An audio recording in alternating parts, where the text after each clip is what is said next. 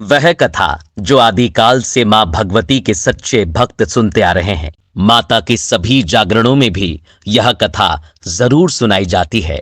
इस सुंदर कथा को ध्यान पूर्वक अंत तक सुने और कमेंट में जय माता दी अवश्य लिखें। राजा स्पर्श जो मां दुर्गा के बहुत बड़े भक्त थे, उनकी कोई संतान न होने से वे दुखी रहने लगे। उनकी प्रार्थनाएं सुनकर एक रात मां दुर्गा ने उन्हें स्वप्न में दर्शन दिए और उन्हें 2 पुत्रियों का आशीर्वाद दिया। कुछ ही समय बाद राजा के घर एक कन्या का जन्म हुआ, जिसे ज्योतिषियों ने साक्षात देवी का रूप कहकर बहुत ही शुभ बताया। उस कन्या का नाम तारामती रखा गया। कुछ ही समय बाद राजा के घर दूसरी कन्या का जन्म हुआ, जिसे ज्योतिषियों ने अशुभ बताया। राजा स्पर्श यह सुनकर उदास हो गए और अशुभ कन्या का कारण पूछा। तब विद्वान पंडितों ने उस कन्या के ग्रह नक्षत्रों को देखकर बताया कि ये दोनों कन्याएं पिछले जन्म में इंद्रदेव के दरबार की अप्सराएं थीं। बड़ी बहन का नाम तारा और छोटी का नाम रुक्मन था। ये दोनों एक बार धरती पर घूमने की इच्छा से आईं। एकादशी का दिन आने पर दोनों ने व्रत रखा। बड़ी बहन तारा ने रुक्मन को बाजार से कुछ फल लाने के लिए कहा। रुक्मन ने बाजार में एक दुकान पर मछली के पकोड़े बनते हुए देखे और उसका मन ललचा गया। उसने मछली खरीद कर खा ली और तारा के लिए फल लेकर चली आई। जब तारा ने रुक्मन के मुंह से दुर्गंध आने पर कारण पूछा तो उसने बताया कि उसने बाजार में मछली खाई है। तारा ने रुक्मन को एकादशी व्रत के दिन मांस खाने पर यह श्राप दे दिया कि तू इसी क्षण एक कीड़े मकोड़े खाने वाली छिपकली बन जा। रुक्मन को उसी समय छिपकली की योनि मिल गई और वह जंगलों में चली गई। उसी घने जंगल के बीच ऋषि गोरख का आश्रम था, जहां वे अपने शिष्यों के साथ रहते थे। उनका एक शिष्य बहुत दुराचारी था। ऋषि गोरख के पास कपिला नामक एक तेजस्वी गाय थी।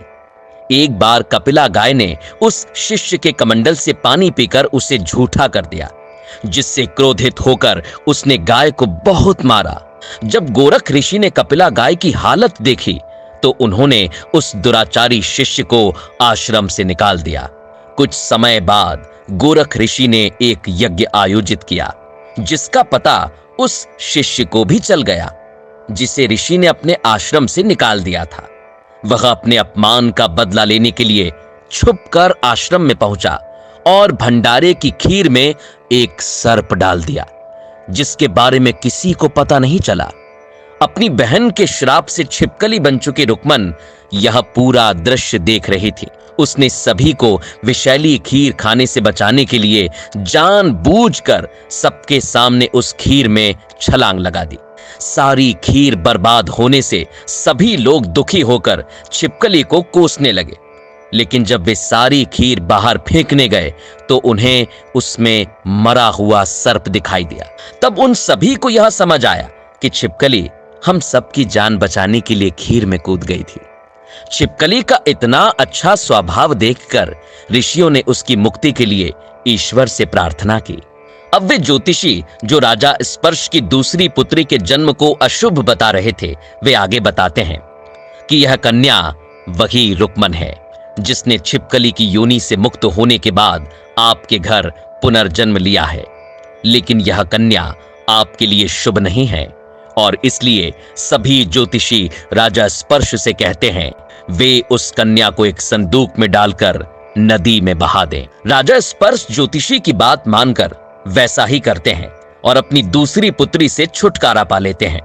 वह संदूक नदी में बहता हुआ काशी के समीप पहुंच जाता है, जहां एक निचली जाति का व्यक्ति उस संदूक को नदी से निकाल लेता है और जब उसे खोलकर देखता है तो उसमें सुंदर कन्या को देखकर वह प्रसन्न हो जाता है और उसे अपनी पत्नी के पास ले जाता है। उस निर्धन दंपत्ति की कोई संतान नहीं थी, इसलिए वे उस कन्या को बड़े प्रेम से पालते हैं और उसका नाम रुक्को रख देते हैं। उधर राजा स्पर्श की पुत्री तारामती धीरे धीरे बड़ी हो जाती है। तब राजा उसका विवाह अयोध्या के महाराजा हरिश्चंद्र से कर तारामती को विदा कर देते हैं। इधर जो गरीब दंपत्ति रुक्को को नदी में मिले संदूक से लाए थे, वे भी अपनी बिरादरी में लड़का ढूंढकर विवाह कर लेते हैं।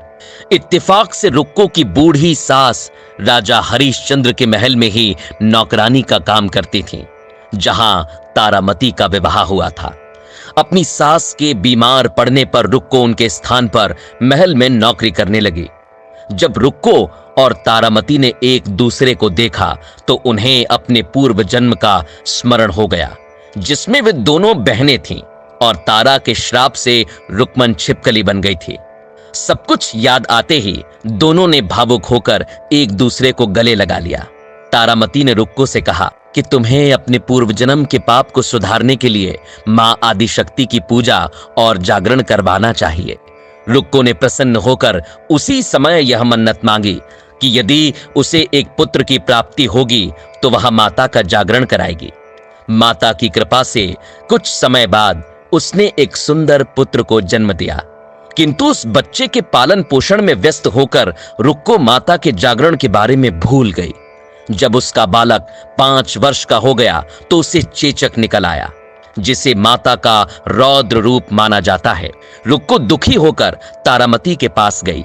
जब तारामती ने उसे याद दिलाया कि तुम्हारी मन्नत पूरी होने पर तुम माता का जागरण करवाना भूल गई हो, इसलिए अब दुख भोग रही हो, रुक्को ने यह निश्चय किया कि उसके पुत्र के स्वस्थ हो जाने पर वह इस बार माता का जागरण अवश्य करवाएगी। मां भगवती की कृपा से उसका बालक जल्द ही स्वस्थ हो गया। रुक्को ने मंदिर में पंडितों से कहकर जागरण का आयोजन कराया और तारामती को भी जागरण में आने का निमंत्रण दिया। तारामती जागरण में अवश्य जाना चाहती थी, किंतु उसके पति महाराज हरिश्चंद्र को रानी तारामती का निचली जाति के लोगों से मिलना पसंद नहीं था। इसीलिए तारामती महाराज के सोने का इंतजार करने लगी। उनकी नींद लगते ही वह छिपकर महल से निकल गई। जल्दबाजी में तारामती का रेशमी रुमाल रास्ते में गिर गया। कुछ देर बाद महाराज हरिश्चंद्र की नींद खुल गई और वे तारामती का पता लगाने निकल गए। रास्ते में उन्हें तारामती का रेशमी रुमाल मिला और वे उसी रास्ते पर चलते हुए जागरण में जा पहुंचे। दूर खड़े सब कुछ देखने लगे। जागरण समाप्त होने पर तारामती ने प्रसाद लेकर खा लिया और महाराज के लिए भी बचा कर रख लिया। रानी तारामती महल में पहुंची तो राजा ने रास्ता रोक लिया और कहा कि तुमने निचले लोगों के घर का प्रसाद खाकर अपना धर्म भ्रष्ट कर लिया है, इसलिए मैं अब तुम्हें अपने महल में नहीं रख सकता। इस पर रानी ने उन्हें देवी मां की शक्तियों का आभास कराने के लिए माता की स्तुति की, जिससे माता की प्रतिमा से तेजस्वी किरणें निकलने लगी। राजा आश्चर्यचकित होकर देवी मां के चरणों में गिर गया और उनसे दर्शन देने की विनती करने लगा। माता के दर्शन करने के लिए उसकी लालसा इतनी बढ़ गई कि उसने प्रण ले लिया कि हे मां आदिशक्ति, तुम्हारे दर्शन के लिए मैं उसका भी त्याग कर सकता हूं जो मुझे सबसे अधिक प्रिय है। और यह कहकर उसने अपने प्राणों से प्यारे पुत्र की बलि दे दी, जिसे देख रानी तारामती मूर्छित हो गई। उसी समय मां भगवती ने राजा को दर्शन दिए और उनका पुत्र भी जीवित रूप में लौटा दिया। साथ ही देवी मां ने राजा को आशीर्वाद दिया कि तुमने जो प्रण लिया है वह करके दिखाया, इसलिए संसार में लोग तुम्हें सत्यवादी राजा हरिश्चंद्र के नाम से पुकारेंगे। ऐसा आशीष देकर माता अंतर्ध्यान हो गई। राजा हरिश्चंद्र, तारामती और रुक्को तीनों अपना जीवन सुख से निर्वाह करके अंत में देवलोक को प्राप्त हुए।